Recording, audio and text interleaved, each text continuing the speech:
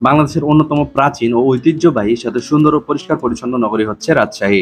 এটি উত্তরবঙ্গের সবচেয়ে বড় শহর এবং সমগ্র বাংলাদেশের চতুর্থ বৃহত্তম ও জনবহুল শহর। রাজশাহী পদ্মা নদীর তীরে অবস্থিত।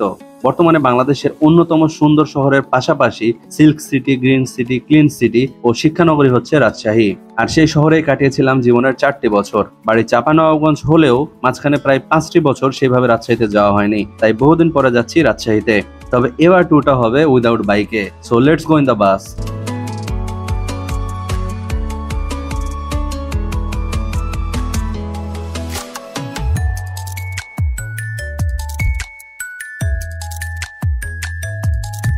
ফাইনালি পৌঁছে গেছি দেশের শহরগুলোর মধ্যে সবচেয়ে কম বায়ু দূষণের শহর রাজশাহীতে। So now I am looking for my অর্ধাঙ্গিনী, মানে বউ আর কি।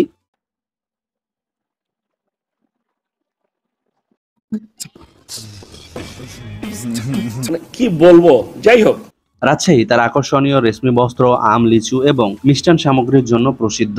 রেশমি বস্ত্রের কারণে রাজশাহীকে রেশম নগরী নামেও ডাকা হয়। এই শহরে উল্লেখযোগ্য সংখ্যক শিক্ষা প্রতিষ্ঠান রয়েছে, যাদের অনেকগুলো খ্যাতির দেশ ছাড়িয়ে বিদেশেও ছড়িয়ে গিয়েছে। এর মধ্যে বাংলাদেশের দ্বিতীয় বৃহত্তম বিশ্ববিদ্যালয় রাজশাহী বিশ্ববিদ্যালয় ও দেশ সেরা রাজশাহী কলেজ এই শহরে অবস্থিত। বর্তমানে দেশের এবং দেশের বাইরে বিভিন্ন জায়গা থেকে রাজশাহীতে পড়াশোনার জন্য অনেক শিক্ষার্থী আসেন। তো যাই হোক, ইতিমধ্যেই বউকে রিসিভ করে নিয়ে we Justin in Justin hotel. रहा नहीं जाता। না, বিষয়টা মোটেও সেরকম না। জার্নি করে এসেছি, সাথে রাত তো হয়েই গেছে, তাই সরাসরি হোটেলে। জাস্টিন হোটেল অনেক সুন্দর একটি হোটেল, সবকিছু মিলিয়ে তাদের সার্ভিসটাও ভালোই। Okay then, good night, good morning. Rajshahi ছিল প্রাচীন বাংলার পুঞ্জ সাম্রাজ্যের অংশ। মধ্যযুগে বর্তমান রাজশাহী পরিচিত ছিল রামপুর বোয়ালিয়া নামে। এর সূত্র ধরে এখনো রাজশাহী শহরের একটি থানার নাম বোয়ালিয়া। রাজশাহী শহরকে কেন্দ্র করে 1772 সালে জেলা গঠন করা হয়। 1876 সালে গঠিত হয় রাজশাহী পৌরসভা। পরবর্তীতে 1991 সালে রাজশাহী সিটি কর্পোরেশনে রূপান্তরিত হয়। তো ইতিমধ্যে সকালের নাস্তা শেষ করে বেরিয়ে পড়েছি, চলুন কোথাও যাওয়া যাক। শহীদ AHM কামরুজ্জামান কেন্দ্রীয় উদ্যান ও চিড়িয়াখানা এই মহানগরীর অন্যতম বিনোদন কেন্দ্র। ব্রিটিশ আমলে ইংরেজেরা আমাদের দেশের ঘোড়া দৌড় বা রেস খেলার প্রচলন করে। শহরাঞ্চলে ঘোড়া দৌড় মাঠ বা রেস কোর্স ছিল। রেসের নেশায় দূর দূরান্ত থেকে মানুষ ছুটে আসতেন। রাজশাহী শহরের রেস কোর্স ছিল পদ্মার পাড়ে এবং তখনকার সেই রেস কোর্স ময়দানই এখনকার রাজশাহী কেন্দ্রীয় উদ্যান বা চিড়িয়াখানা। রেস ও টমটম বন্ধ হওয়ার পর রাজশাহীর রেস কোর্স ময়দান দীর্ঘদিন পরিত্যক্ত ছিল। শহরবাসীর বিনোদনের আদর্শ প্রতিষ্ঠান হিসেবে গড়ে তোলার জন্য তৎকালীন মন্ত্রী শহীদ AHM কামরুজ্জামান ও জেলা প্রশাসক আব্দুর রৌফ এখানে উদ্যান নির্মাণে গুরুত্বপূর্ণ অবদান রাখে এবং 1972 সালে এই কার্যক্রম শুরু করেছিলেন তারা। Waiting for this ride. তোমাকে মারবে, তুমি ফুল তুলে নিছো, মারবে, ওই যে মারবে। এবার এরকম করছে।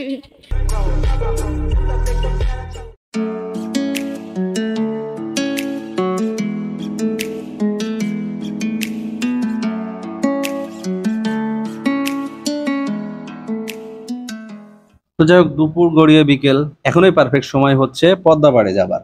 নগরীর এক পাশ জুড়ে বিস্তীর্ণ পদ্মার পাড়ে প্রায় 12 কিলোমিটার জায়গা জুড়ে গড়ে উঠেছে বিনোদন কেন্দ্র। পানি কত দূর গেছে?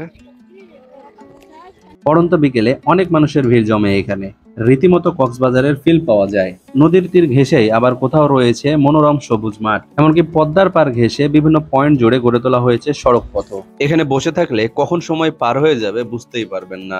যদি কোনো শহর ট্যুর দিতে চান এবং পরিষ্কার পরিচ্ছন্ন পরিবেশ চান, তাহলে রাজশাহীতে আসতে বলবেন না। পুরনো রাজশাহীর সাথে তুলনা করলেই বোঝা যাবে বর্তমান রাজশাহীতে কতটা পরিবর্তন। নির্দ্বিধায় বলা যেতে পারে রাজশাহী বাংলাদেশের একটি মডেল শহর।